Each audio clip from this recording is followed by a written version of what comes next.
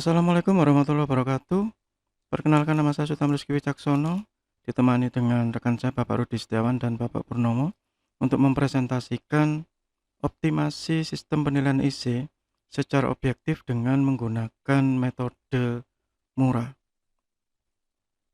Latar belakang dari makalah ini adalah bahwa para dosen khususnya seringkali memberikan tugas berupa IC, dan pada saat penilaian IC itu seringkali subjektif dan inkonsisten.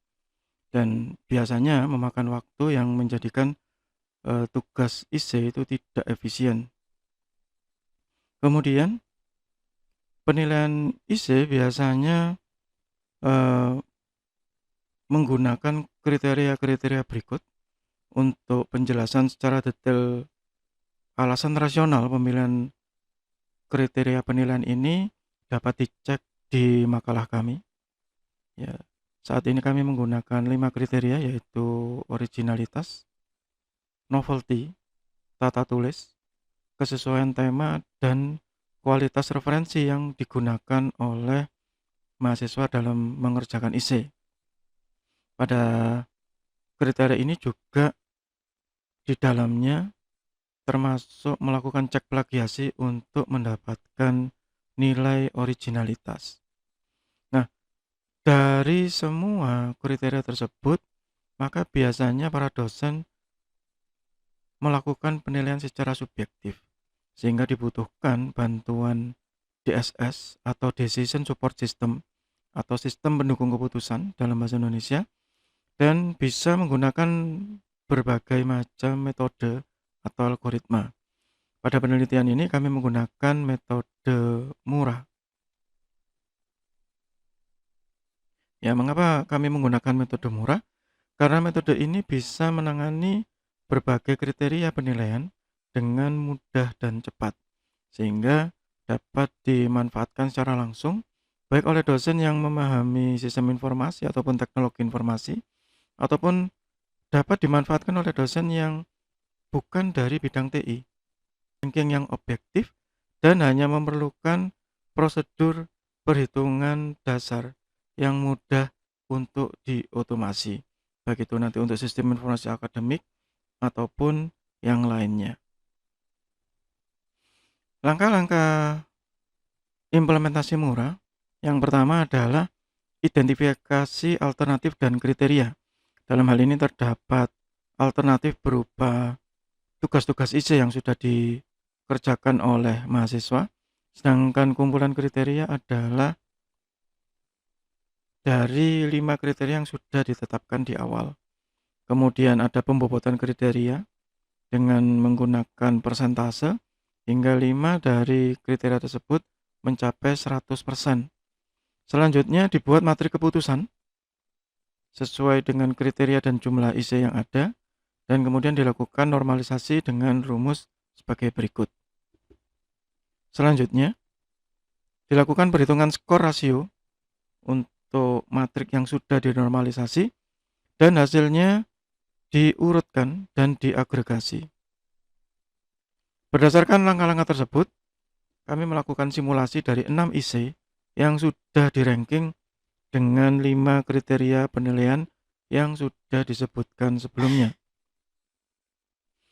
Hasil matrik awal terdapat sebagai berikut. Dari IC 1, kami menilai originalitas sebesar 80, novelty 70, hingga kesesuaian referensi dan kesesuaian tema. Kemudian berlanjut sampai IC 2 dan terakhir sampai ke IC 6. Dalam simulasi ini kami menggunakan 6 IC untuk kepentingan artikel saja, tapi di prakteknya IC ini bisa berapapun ya. Bisa 30, bisa 40, sejumlah tugas yang sudah dikumpulkan oleh mahasiswa. Sehingga IC yang ada di sini sebagai alternatif itu bisa majemuk dan dinamis. Selanjutnya dilakukan normalisasi dengan rumus yang sudah disebutkan sebelumnya, maka menghasilkan matrik seperti yang ada di layar. Kemudian dilakukan perhitungan skor agregasi, dan dari hasil skor agregasi atau secara sederhana kita melakukan summarize dari tiap IC tersebut berdasarkan semua kriteria, maka dapat dihasilkan bahwa IC ketiga memiliki skor paling tinggi, hingga yang paling rendah adalah IC ke-6. Nah, dari semua ini maka nanti bisa dikonversikan ke skala skor yang kita inginkan. Sehingga pada akhirnya kita akan mendapatkan authentic assessment secara objektif, meskipun tugas yang dikerjakan itu biasanya dinilai secara subjektif. Kesimpulan yang didapat bahwa dari 6 alternatif IC yang sudah dievaluasi dari simulasi yang sudah dilakukan, dari 5 kriteria yaitu originalitas, novelty, tata tulis, referensi, dan kesesuaian tema, metode murah ini sudah terbukti efektif dan juga bisa seobjektif mungkin untuk mengevaluasi sekaligus melakukan ranking dari IC akademis yang sudah ada di dalam penilaian kita. Berikutnya, saran yang bisa diterima adalah penyesuaian bobot kriteria sesuai dengan konteks. Artinya, metode murah ini bisa dimanfaatkan untuk penilaian lain, untuk tugas yang berbeda dengan melakukan penyesuaian bobot kriteria, entah itu menambah atau mengurangi dan memodifikasi persentase bobotnya. Selain itu, integrasi metode murah ini lebih mudah untuk diterapkan di sistem informasi akademik misalnya, atau di sistem LMS, sehingga dia bisa secara adaptif diterapkan. Demikian presentasi dari kami. Terima kasih atas perhatiannya. Wassalamualaikum warahmatullahi wabarakatuh.